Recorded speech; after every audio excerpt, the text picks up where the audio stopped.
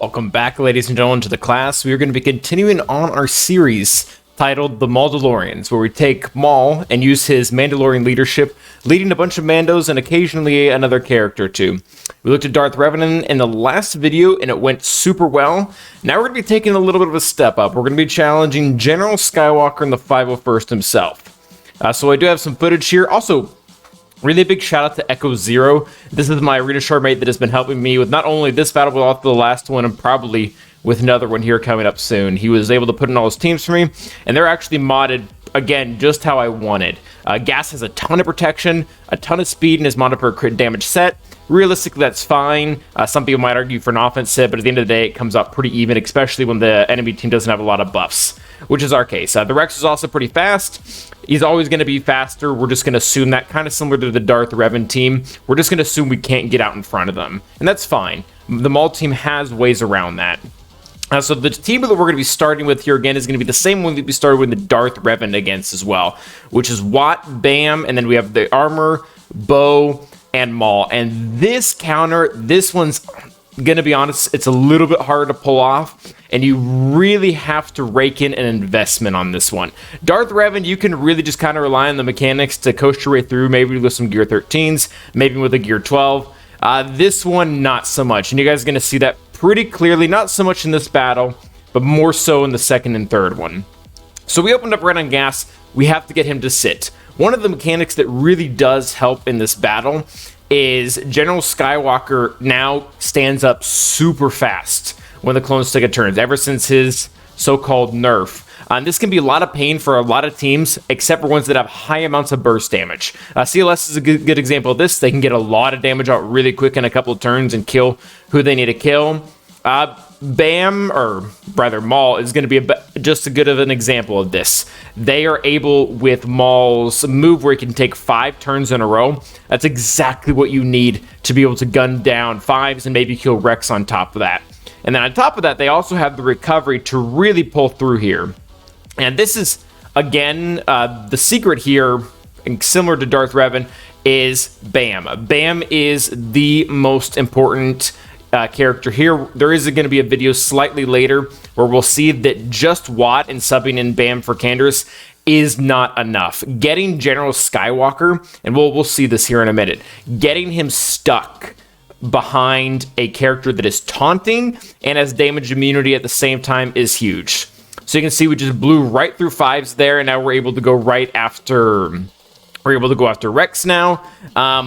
They are going to stand up before we manage to kill all of them, I believe, but that's really fine. Again, you can see we all already have full protection. And that's another kind of one of the mechanics that goes into this team that makes it a viable counter, is the fact that Bo-Katan, when she's there, she gives all Mandalorians 20% extra protection for each Mandalorian. So in this case, 80% extra protection. And this is also another reason why I'm going to argue that Watt is really not a great fifth here, and why you should really be using Canderous, actually. Who would have guessed? Canderous is a better fit than Watt, because they get so much damage out, and you really need both the protection and the protection recovery to keep Gas from reducing your max health. That's ultimately what it comes down to. You guys saw there that we were able to burn through Gas again. We were able to make him sit.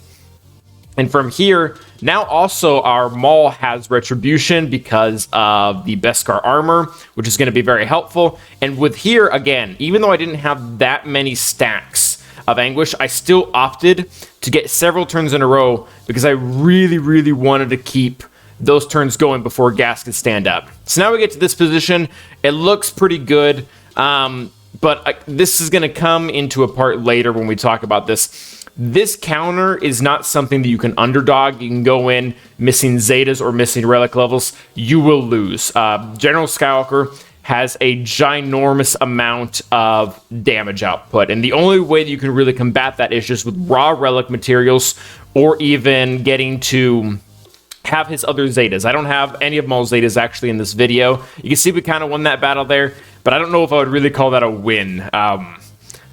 If we would have gotten the wrong RNG, we would have lost there. So what we're going to do now is we're going to take in Canderous instead of Watt. And again, he's going to add 20% extra protection to everyone because of Bo's unique. But along with that, he also gives Bam another opportunity to stick damage immunity out there on someone and get them to taunt at the same time. And when they do that, they essentially just screw themselves. So we did not go first here. That is a bummer, but you will see that the cleansing mechanic is crucial here. So originally Bam had taunted, and when he taunted, he was able to cleanse the days. Then he got hit once and Armor started taunting and she cleared the days. So as long as the taunt keeps bumping around between everyone, which is what it does, everyone essentially just ends up cleansing themselves. We'll see that Candace just did it right here, and now everyone except Maul, who doesn't really matter, has cleansed the days off themselves. So that's a really, really helpful mechanic. And you can see, again, what I was talking about. Bam is able to put out damage meter onto a character while he's taunting, and now they just get stuck behind this character that they cannot do anything to.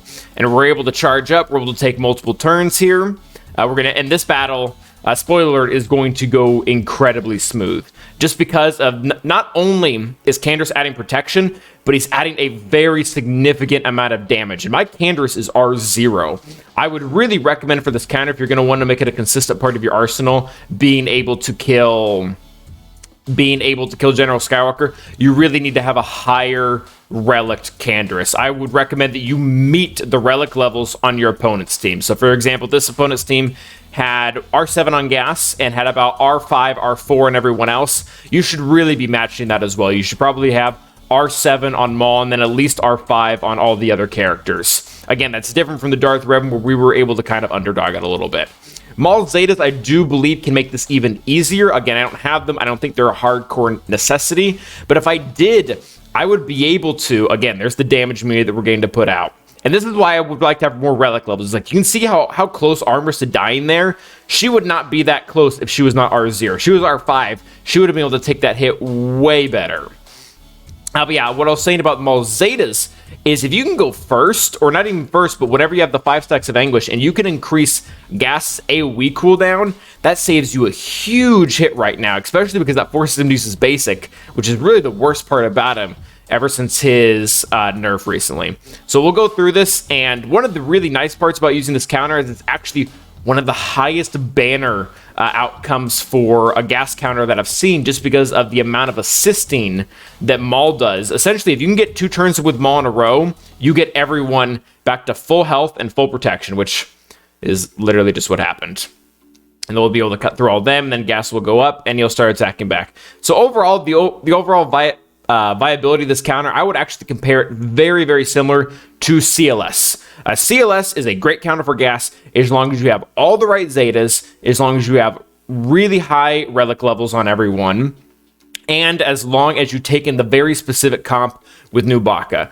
Bam, or with Maul, it's going to be the same exact thing. As long as you don't skimp out on relic levels, as long as you don't skimp out on Zetas, as long as you really invest into these guys' mods, you will be able to consistently beat gas. And what we're going to do now is I actually wanted to reverse this just for funsies to see if what could be used in place of Bam, and it's just a no-go. The amount of DPS that gas gets out without having all 5 Mandalorians there, and without having someone to place the damage immunity, you get torn to shreds, even going first. And this might be different. This might be very, very different if you have all the Zetas, if you have all the relics.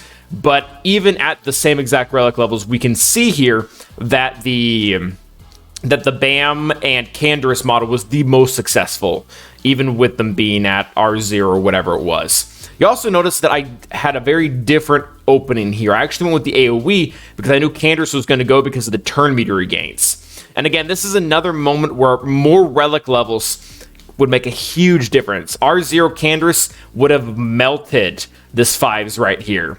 And we just didn't get through. We got left in the yellow. Gas is going to end up standing back up, and it's just going to be game over. And for those guys who are wondering, I did try Gar. Again. Did not work. I don't know if Gar as a 5th is going to have a chance against any of these teams. I really don't think so. I was really hoping for him beforehand, but now really seeing where these counters are going, seeing the high-level teams that they can take out, I really don't think it's such a great idea. But yeah, this is where we would have had damage immunity and it would have saved us, but that unfortunately was not the case. And this is not just a loss. This is a very ugly loss. Like, we didn't even get 5s down. So that is going to be it for the videos, guys. A little review of everything we talked about. comp-wise, how important is the comp? Is it easy to put together? It's normal. You do need BAM. You need Canderous. Pretty easy to put together. The mechanics, they're, again, very similar to CLS, where you do have a lot of things on your side, like the protection recovery, but at the same time, a lot of the stuff that gas does is just really, really powerful against the Mauldalorians, and they can't always pull it out with a gear disadvantage. And then again, you gotta have a lot of relic levels on these guys, and you really have to have most, if not all, of the Zetas just to be able to push you over. That being said, their overall viability is going to be normal. If you're willing to put in this huge investment, it can be very consistent. But if you're not, I would not recommend using it a lot. But that is going to be it for today, guys. Thank you for catching the video. Reminder that you can always catch me live on Twitch every Wednesday and Sunday at 6 p.m. Eastern Standard Time, and on Saturday at 2 p.m. Eastern Standard Time at Calvin_awesome. But until the next one, guys, stay awesome.